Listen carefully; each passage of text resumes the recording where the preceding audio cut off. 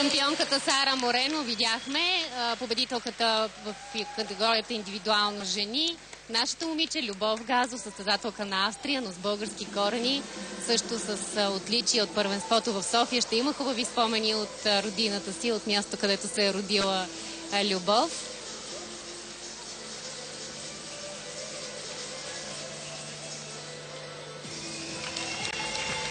Очакваме да видим, ще започнат ли веднага с церемонията по награждаване. Ще награди официално призьорите в категорията тройки.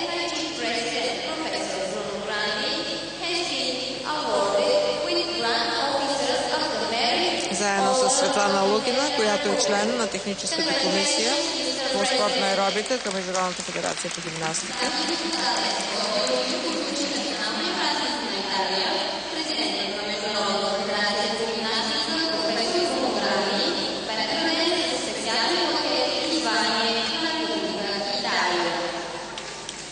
Може би чухте, диктор в залата обяви, че е получил специална награда Бруно Гранди, професор Гранди, по повод официалния празник на Италия. Ето сега и призьорите в категорията тройки на световното първенство по аеробика. Бронзов медал за тройката на Румъния.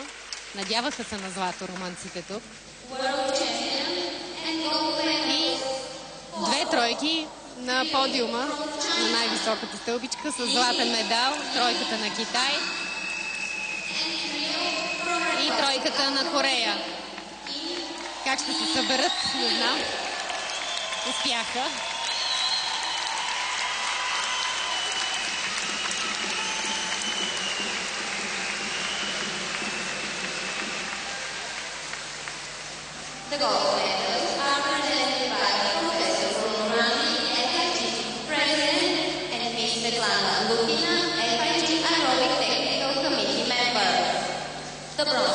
Утре шампионатът в Арена Армеец приключва с разпределение на медалите в останалите три категории. Индивидуално мъже, смесени двойки и групи.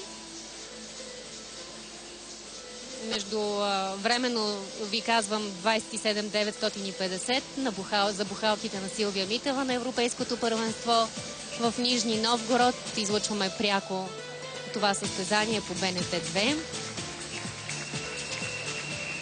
Втора оценка на бухалки Силвия Митева и четвърти резултат до момента. Сега започва всъщност надпреварата. Сега ще чуем националните химни на Китай и Корея.